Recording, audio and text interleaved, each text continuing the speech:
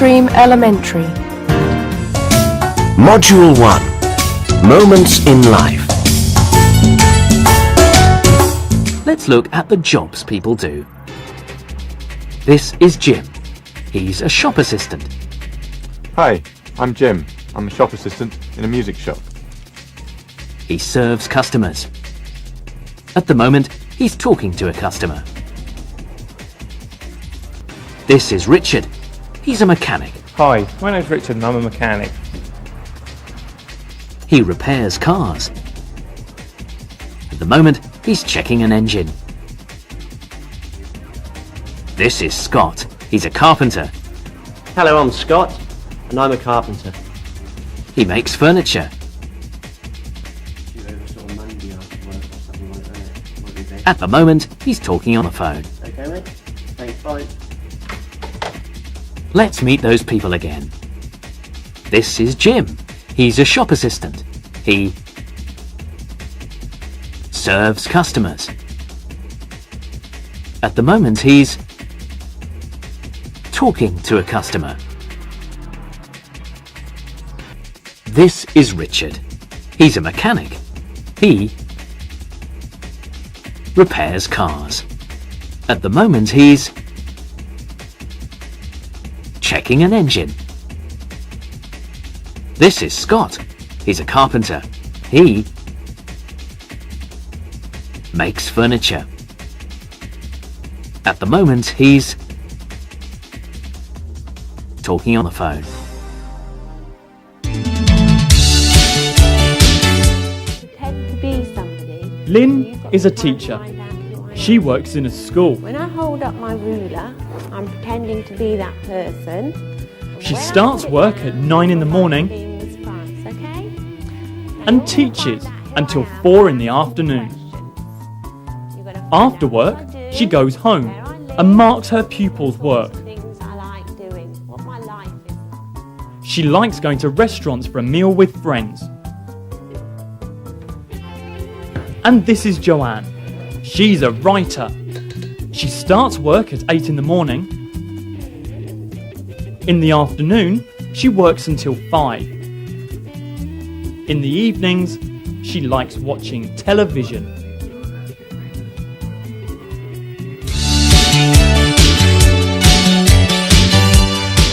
What people like doing. This is Richie. He likes surfing.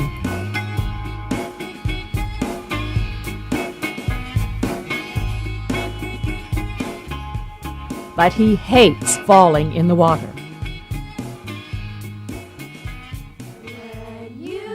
This is Bruce. He likes singing with his friends. But he can't stand singing out of tune.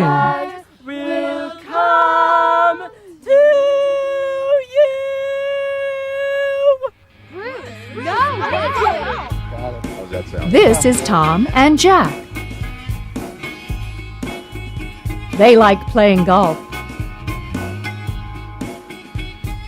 But they don't like playing on rough grass. Your turn. This is Richie. He likes surfing. But he hates falling in the water. This is Bruce. He likes singing with his friends.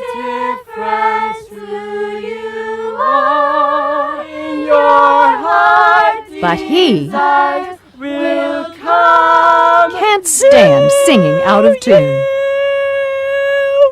Bruce, no, what are you doing? That sounds awful. You're fired, Bruce. Get out of our group. Go. Singing group. Go. This is Tom and Jack. They like playing golf. But they don't like playing on rough grass. All right.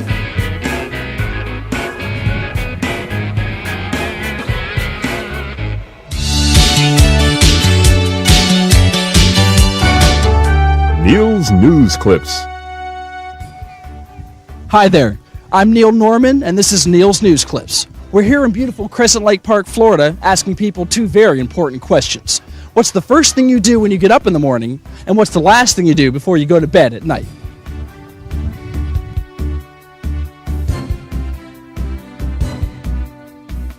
What's the first thing you do when you get up in the morning? I walk to the kitchen and make coffee. And what's the last thing you do before you go to bed at night? Brush my teeth. It's always a good thing to do. Thank you very much. What's the first thing you do when you get up in the morning? Well, I have orange juice to wake me up. And what's the last thing you do before you go to bed at night? I usually check my email. Internet girl. Thank you very much. Thank you. What's the first thing you do when you get up in the morning? Well, I have breakfast. And what's the last thing you do before you go to bed at night? Before I go to bed, I watch TV. Not too much, I hope. Not too much. Thank you very much. What's the first thing you do when you get up in the morning? I usually put on some slippers and brush my teeth. Okay, and what's the last thing you do before you go to bed at night? I read a book and then I turn off the light. Sounds nice. Thank you very much. What was it like to live in England more than 400 years ago? It was the time of the first Queen Elizabeth, Queen Elizabeth I. Life in England 400 years ago was very different from life today. Let's have a look. People travelled on foot or by horse. Women wore long dresses and men wore tunics. People cooked their food on real fires. The air was pure and the rivers were clean. So what's it like in England today? People travel by car. Women wear jeans and men wear jackets. There's air pollution and the rivers are dirty. What's different between life today and life in the past? In the past, people travelled on foot or by horse. Now people travel by car. In the past, women wore long dresses. Now women wear jeans. In the past, the air was pure and the rivers were clean. Now there is air pollution and the rivers are dirty. But which is best, now or then? Talking on the phone. How was your birthday? Did you have a good time? Yeah, it was great. Where did you go? Went to a restaurant with some friends. Did you do anything else? Yeah, after the meal we went to a club. It was fantastic. Module 2. In a world of our own. And now, back to Rich, who's taking a ride around a theme park. Hi and welcome to Pleasurewood Hills. It's a huge theme park with loads of great rides. Let me show you around. There's a train which takes you round the park.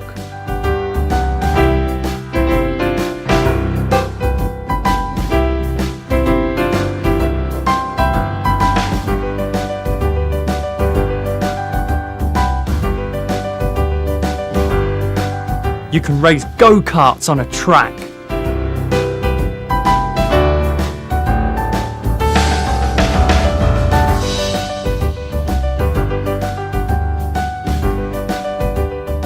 And this is a water ride, where you can get very wet.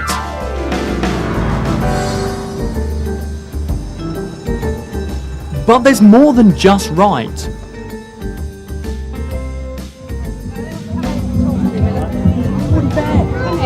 Woody Bear is the theme park mascot. And you can have your photograph taken with him.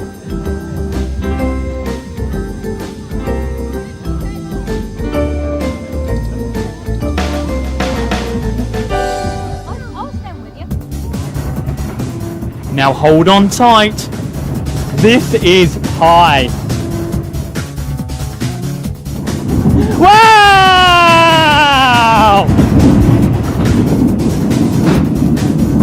This is fun!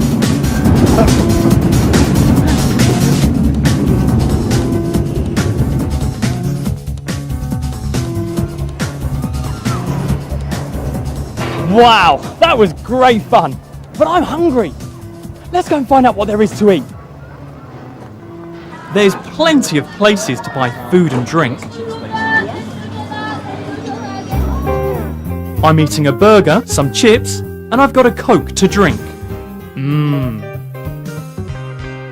Well, I've had some food, I've had a go on the ride. In actual fact, I've had a great time at Pleasurewood Hills. But before I go, I'm going to go and ask some of the other visitors about the things that they've done. Have you ever seen a tiger? Yes. And what was it like? Very stripy, furry and cuddly. And have you ever flown in a plane? Yes. What was that like? Very exciting. And have you ever eaten a mango? No, I've never eaten a mango. Have you ever flown in a plane? Yeah. What was that like? Noisy. And have you ever eaten a mango? No. Have you ever seen a tiger? Yes, I have seen a tiger. And what was that like? Very sleek, beautiful. And have you ever eaten a mango? Yes, I have eaten a mango. And what was that like? Very juicy and very sweet, delicious. Have you ever seen a tiger? I have. And what was that like? Pretty fearsome. And have you ever flown in a plane? I have. What was that like? Pretty nerve-wracking.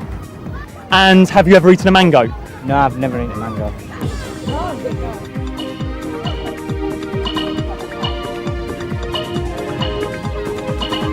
Well, there we are. Mangoes, tigers and planes all in one go.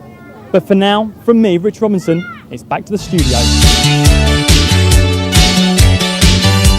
In Britain, there are times in the year when people make special food to celebrate the day. Let's have a look at some of Britain's special food. Every year, on your birthday, you have a special cake. It's called a birthday cake and has candles on the top. On bonfire nights in November, people let off fireworks, light big fires in their gardens and eat special potatoes. On Shrove Tuesday in February, people make special pancakes with egg, flour and milk and add lots of sugar and lemon juice to give them flavour. But my favourite special occasion food is a summer barbecue. Long summer nights, friends to talk to and cooking on an open fire. Lovely. Looking for a great summer holiday? Take our fabulous 7-day heritage tour, starting August the 1st. We'll take you all over England to meet up with England's amazing history. Day 1, we take you to Stratford-upon-Avon, the town where England's most famous playwright, William Shakespeare, lived. You'll have 2 full days to explore Elizabethan Stratford-upon-Avon and all its sights, before we take you to a real medieval castle. Yes, the next stop is Dover. 2 days in glorious Dover. See the castle where Henry VIII stayed, with its terrific exhibitions, great views across the harbour. And finally, we'll take you to a very special historical weekend at Kirby Hall, where hundreds of historical reenactors will stage battles and events in full costume for you to watch. Everything from Romans to Normans, just like people used to live in the past, plus a chance to wander around their encampments. Great hotels, great travel and England's amazing history all in one fabulous week. Tour leaves on the 1st of August. Don't miss it!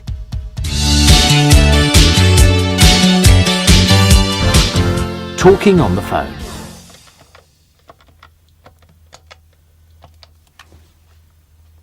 Hello, Brian. It's Mike. Hi, Mike. God, I haven't heard from you for ages. Yeah, that's right. How's it going, Brian? Great. I got married. Really? Congratulations. Thanks very much. Are you still living in Brighton? No, I moved to London 2 months ago. So when did you get married? Oh, last year. I met my wife at a party and we got married a few months later. Are you still at university? No, I finished in June. I'm working in London now. Oh, good for you. Listen, we'll have to have dinner sometime. Sure, I'd like that. Call any time. OK, I will. Talk to you later then. OK, bye.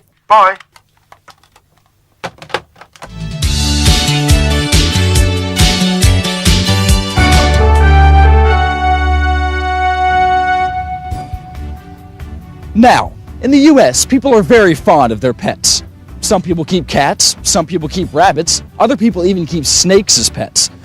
Let's go meet some people and find out if they have pets and what those pets are like. Do you have a pet? Yes, I do. I have a cat and 2 dogs. And what's your cat's name?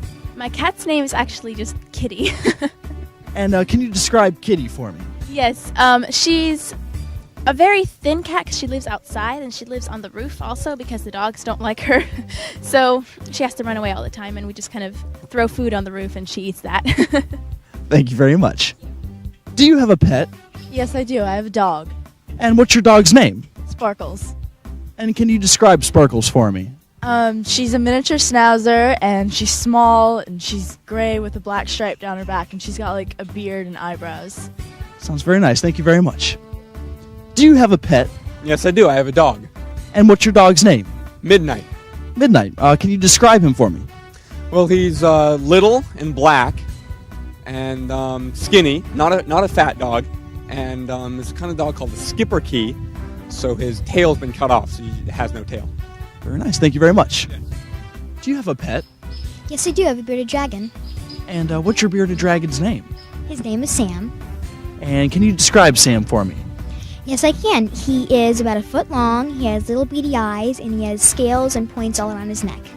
Very neat. Thank you very much. Do you have a pet? Yes, I have 2 turtles. And what are your turtles' names? Oscar and Little Guy. Okay, and can you describe them for me? Yes, they are regular-sized turtles and they're green. Well, there's some pets. Now let's take a look at a few more animals. Animals. This is a bear. Bears are mammals. Bears have thick fur and sharp claws.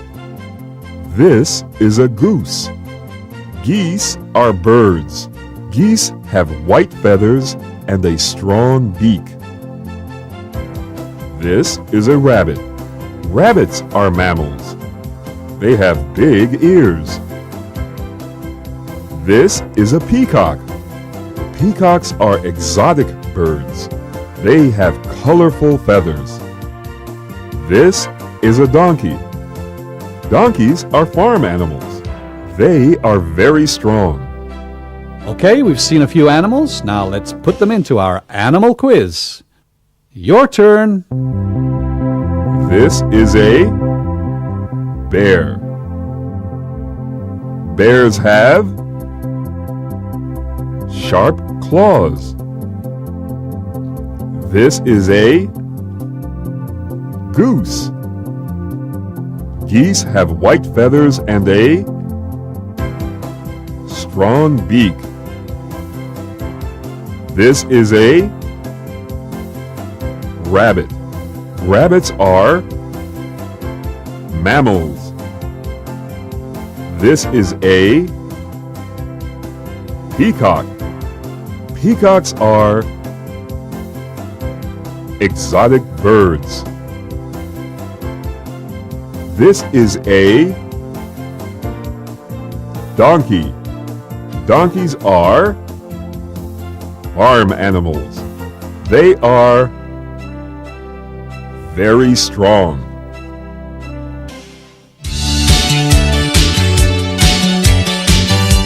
There are many ways to travel. Some people travel by road, others travel by rail, and some even travel by boat. But if you're going a long way, the quickest way to get there is by plane. So, how do you take a plane? First, get yourself to the airport.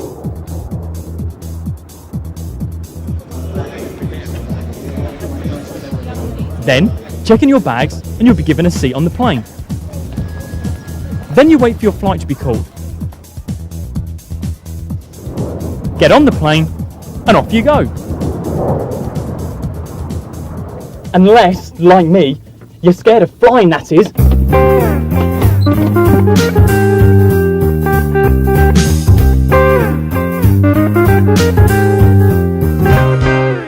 He'll be back later in the programme. But now, with a report of some unusually cold weather for this time of year, here's our weather reporter, Lindsay Farlow. What's the weather for tomorrow, Lindsay? Well, it'll be a frosty start in most parts of the country, but by late morning the frost will go and it'll be sunny and dry. Temperatures will range from -1 in the morning to 14 by the afternoon. Later in the day, westerly winds will pick up and it will feel quite cold. And the summary, a frosty start, lows of -1, highs of 14, westerly winds, force 4. Back to you. Thanks, Lindsay. I must remember to wear some warm clothes tomorrow morning. Module 3. For dear life. Expect the unexpected. Most of us never think that anything bad will ever happen to us. But the truth is that thousands of people do call the fire brigade every day. So knowing what to do in the case of a fire could save your life and the lives of others.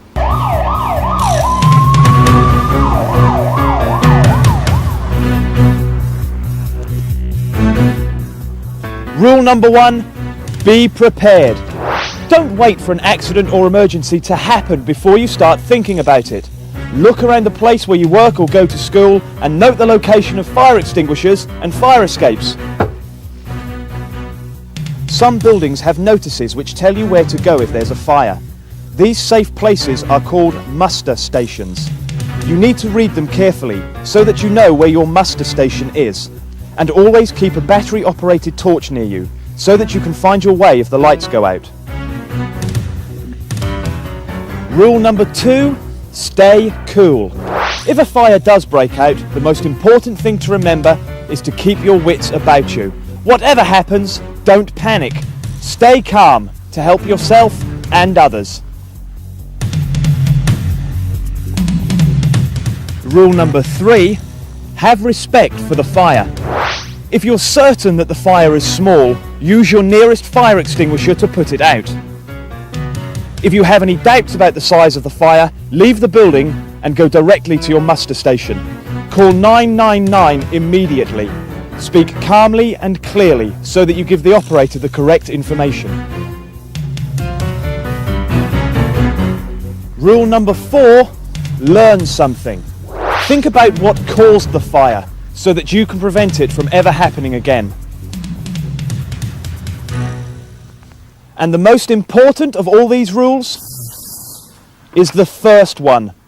Make sure you know enough about fires so that a real out-of-control fire never actually happens. Let's see how much you remember. Why do you need to read the fire safety notices? To know where your muster station is. Why do you need a torch? To find your way if the lights go out. Why do you need to speak calmly to the operator? To give them the correct information. But apart from fires, there are all sorts of minor accidents that happen every day. When a traffic accident happens, the police talk to the eyewitnesses and take statements. Have a look at this. Reporting an accident. Right then, sir. Can you tell me what happened? Yeah, I saw the whole thing. The blue car was coming down this road and the cyclist pulled out of this side path here, straight into the path of the oncoming car. Okay, do you think the car was speeding? No, I don't think it was, but to avoid it he had to swerve onto the other side of the road, into the path of the oncoming bus. Okay, what happened then? Well, to avoid the bus, he had to swerve and he smashed straight into that pole. Okay, I think that's all we need for now. I'll just tell your name and address for the record. Yeah, it's Gary Stevenson, 16 Bridge Street, Clevedon. Okay, thanks very much. Thanks for your cooperation. You're welcome. Hi, it's Bob here, and today we're asking people how they feel. Hi, my name's Bob. How do you feel today? I've got a toothache. You shouldn't eat too many sweets. Hi, my name's Bob. How do you feel today? I've got a cough. You must take some medicine. Bob's asking people how they feel. Hi, my name's Bob. How do you feel today? I've got a headache. Oh, you shouldn't get so tired. Hi, my name's Bob. How do you feel today? I've got a temperature. You know, you must take an aspirin. Hi, my name's Bob. How do you feel today? I've got a cold. You should stay in bed. Rich goes missing. One day, Rich was driving to the studios to film a report when he heard a funny noise coming from his engine. The car spluttered, jumped, and came to a stop.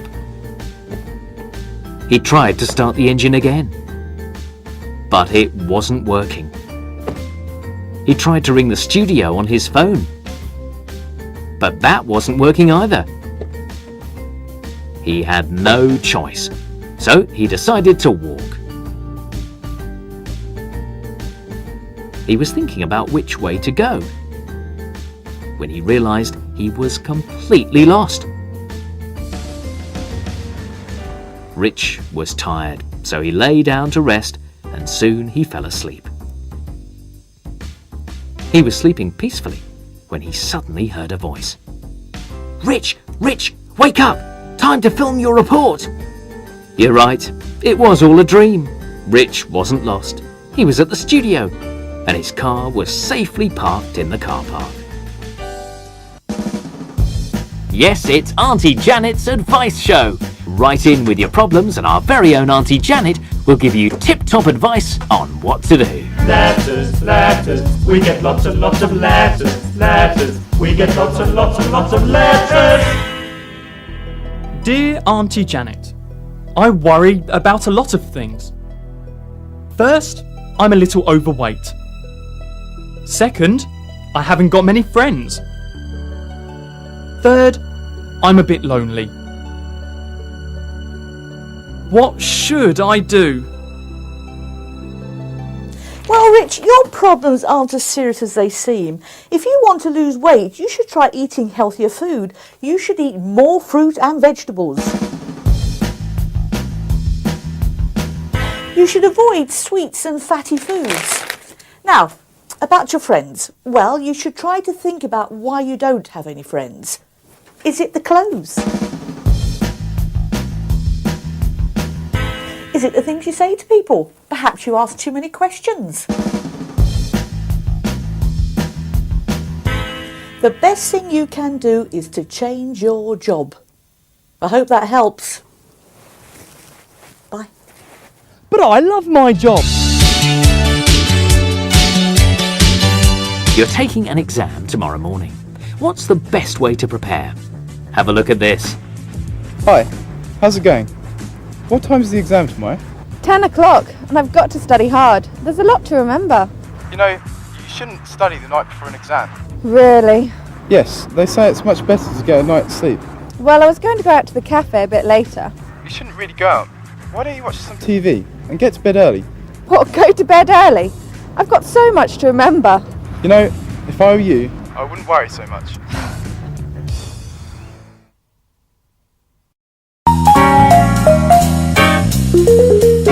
Module 4. Go for it. In Britain today, when people want to buy clothes, they sometimes go to the shops to buy what they want. But lots and lots of people buy their new clothes from a catalogue. Like Sarah here, they look through the catalogue, choose what they want, and then order by telephone and pay by credit card. This is the Next catalogue. There's a new Next catalogue twice a year. One in the spring for summer clothes, and one in the autumn for winter clothes. Let's have a look at some of the clothes for summer. He's wearing a cotton shirt. She's wearing a woolen jumper. He's wearing blue shorts. He's wearing a suit with a woolen jacket and woolen trousers. And Sarah is wearing a red jumper with blue jeans, which she bought from the Next catalogue. Let's have another look at some of the clothes in the Next catalogue. He's wearing a cotton shirt. She's wearing a woolen jumper. He's wearing blue shorts. He's wearing a suit with a woolen jacket and woolen trousers. And Sarah is wearing a red jumper with blue jeans.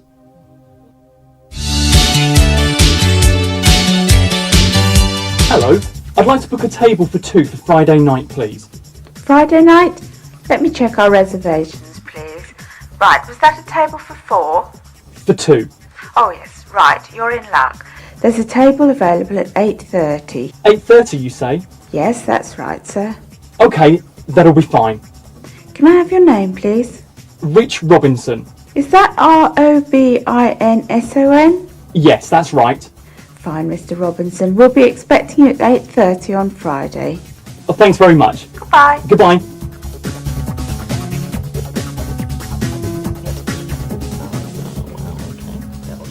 And are you ready to order, sir and madam? Yes, we are. We'd like to start with the lentil soup, please. No problem. And what would you like for main course? I'd like the roast chicken, please. And I'll have the grilled haddock. Excellent choice. And would you like something to drink? Yes, I'd like a glass of mineral water, please. And I'll have a glass of tonic, please. Certainly. Thank you very much. Thank you.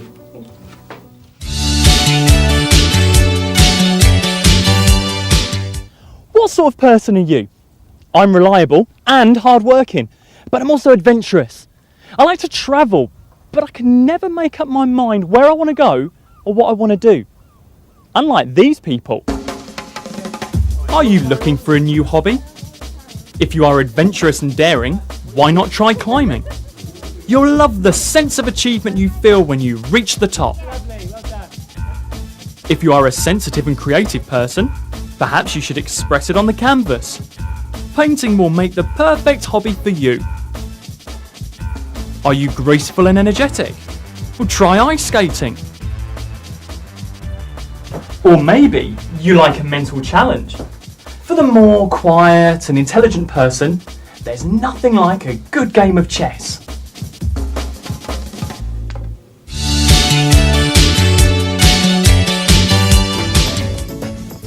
So, about this Saturday, what would you like to do? How about we go to the sports centre, then to a cinema afterwards? I'm not sure about that. How about just shopping in the afternoon, then straight to cinema in the evening? OK, do you want to come back to my house to get something to eat after shopping before we go out again? Yeah, that would be great. Shopping, something to eat, then straight to the cinema. Great.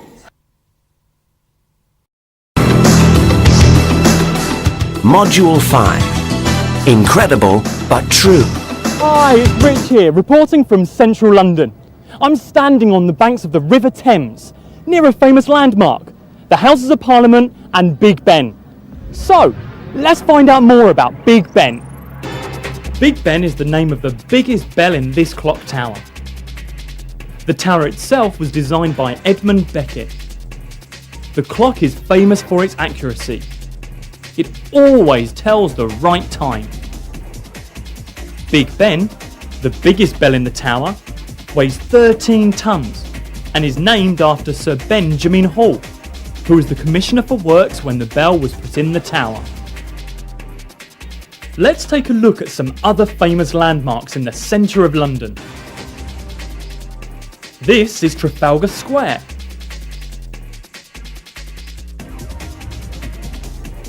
And this is Nelson's Column.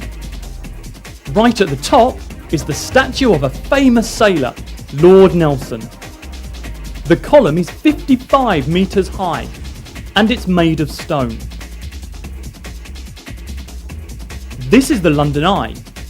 It takes about 30 minutes to go all the way around. From the top, you can see for miles. It's made of steel and glass. And this is the Globe Theatre. It's built just like a theatre would have been 400 years ago. It's a tourist attraction, but they also perform plays at the Globe Theatre. It's made of wood. So there you are, some famous landmarks in the centre of London. Here's a London quiz for you. What's this famous landmark? It's the Globe Theatre. And what's it made of? It's made of wood. What's this landmark? It's Nelson's Column. What's it made of? It's made of stone. What's this?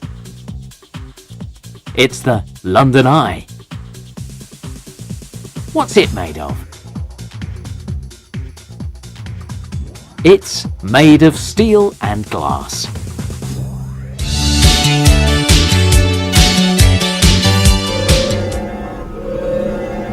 Very few people believe the witnesses who say they've actually seen something strange up there in the sky. So do you believe in UFOs? The people of Tunstall in southeast England do. Lindsay Farlow finds out why. We are not alone. I'm in Tunstall investigating a very strange incident that took place here 4 years ago. This is the story of the night Tunstall village was invaded by aliens from outer space. Well, that's what some people say. It was a quiet summer's evening, like most evenings in this peaceful village in the countryside. Some people had gone to bed and were asleep. Others were sitting in their garden, enjoying the clear, starry sky and the warm summer's evening. Witnesses say around 11 o'clock a very bright light the size of a small house appeared above the trees here in Tunstall Forest. The light hovered for several minutes, then disappeared at high speed. Eyewitnesses are convinced they saw a spacecraft from another planet. I was taking the dog out for his evening walk, and we'd been out for about 20 minutes when we started to head home, and he started barking like mad. And well, I told him to be quiet because it was late, but he wouldn't listen to me, and I thought that was unusual because he's usually so well behaved. So anyway, I looked up into the sky and there was this very bright light. And well, it wasn't a plane because it was just hovering as opposed to zooming across the sky, and it wasn't a helicopter because it wasn't making any noise. So my first thought was to call the police. So I was reaching for my mobile phone when I looked up and it had just disappeared, zooming into the distance at a great speed. This is how the local newspapers reported the incident.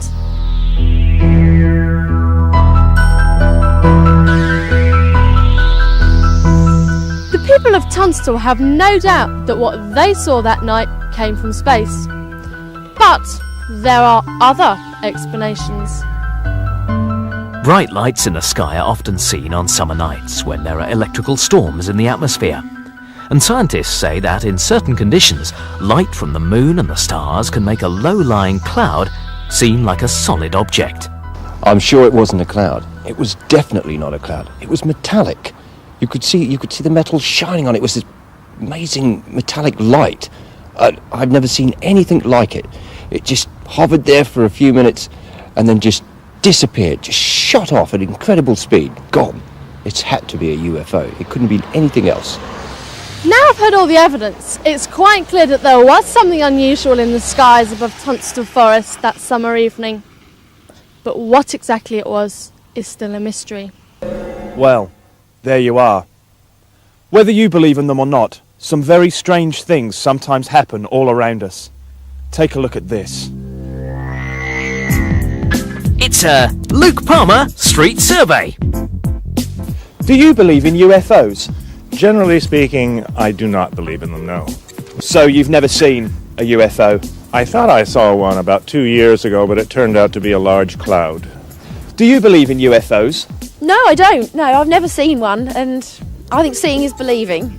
So when people say they have seen a UFO, what do you think they're actually seeing? Perhaps aeroplanes or stars, shooting stars, that kind of thing. So, no, I don't believe in UFOs. Spooky. The things people believed. In the time of Queen Elizabeth I, more than 400 years ago, many people believed in fairies. People thought that fairies were invisible spirits. Sometimes they let humans see them. Here's some of the things people believed fairies did. They believed that fairies changed the weather. They believed that fairies made travellers lose their way. And they believed that fairies knocked over household objects. Many years ago, when I was very young, and there was lots of magic around, I went out for a walk in the wood, and this is what I found. On a stone by a stream in the heart of the wood, danced a beautiful shining light. Dancing there on a stone in the wood, a truly wonderful sight.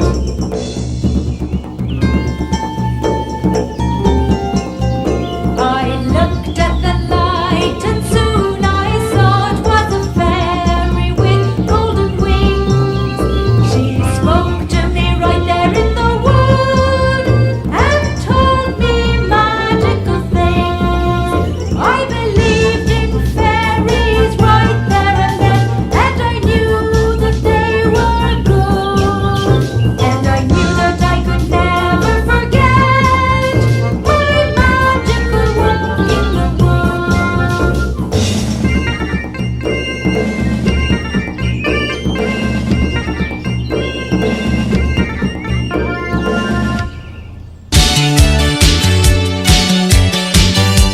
What's the strangest thing that ever happened to you? The strangest thing that ever happened to me was I once saw a ghost in a church. And how did that make you feel? Very scared. What was the strangest thing that ever happened to you? The strangest thing that ever happened to me is I went on holiday and met someone with the same name as me. And how did you feel? Felt really weird. What was the strangest thing that ever happened to you? The strangest thing that ever happened to me was I went to a party and I found someone who was born on the same day as me. And how did that make you feel? I was very surprised. Strange things do happen to some people, but nothing strange has ever happened to me. This is Rich Robinson on an ordinary day in Cambridge.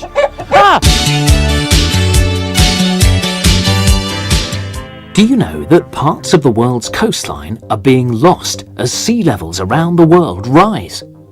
Some people say that rising sea levels are because of the changes people like you and me are causing in the world's climate. Some scientists say we're putting too many pollutants into the air from the cars we drive and from the oil we burn. These scientists say that the pollutants are warming the world's climate, melting the ice in the Arctic and the Antarctic. The ice is turning to water and the sea levels are rising. If those scientists are right, then all of us should be worried. Hi, today I'm in the Aldabra tortoise habitat asking people questions about the environment. These are the questions I'm asking them. Are you worried about the environment? What worries you most? And what do you think we can do about it?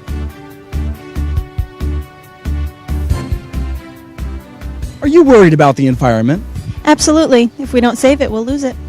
And what worries you most? The lack of education about the problems in the environment. Okay, and what do you think we can do about it?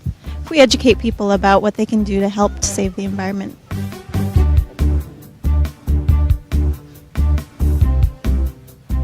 Are you worried about the environment? Oh, absolutely. At SeaWorld and Busch Gardens, we have one of the largest collections of animals throughout the world. So naturally, we have to take a responsibility in the environment around us.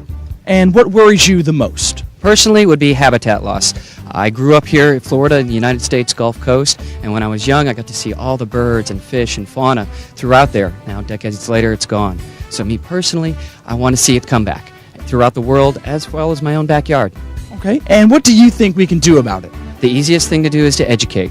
Here at Busch Gardens, we have our keepers out right by the animals. We have up-close animal encounters so people can learn and enjoy and love these animals and see what they can do to help out in their own backyards. Are you worried about the environment? Well, it looks like you have everything under control here. Thank you.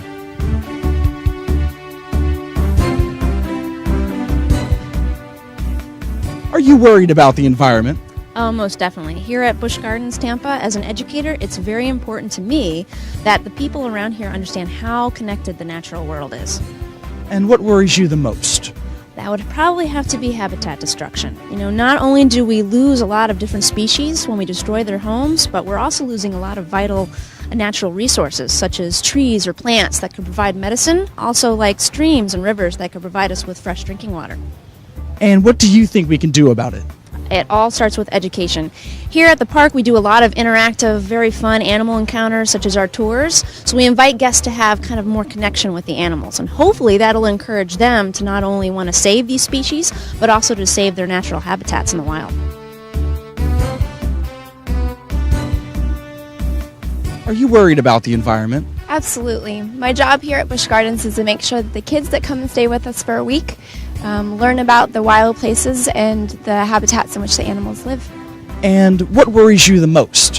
What worries me the most is just making sure that they realize and they can get an appreciation so that they can take that back into their communities and educate their friends and their family. Okay, and what do you think we can do about it? I think that we can just continue to educate and work together as people so that we can make sure that we make a difference.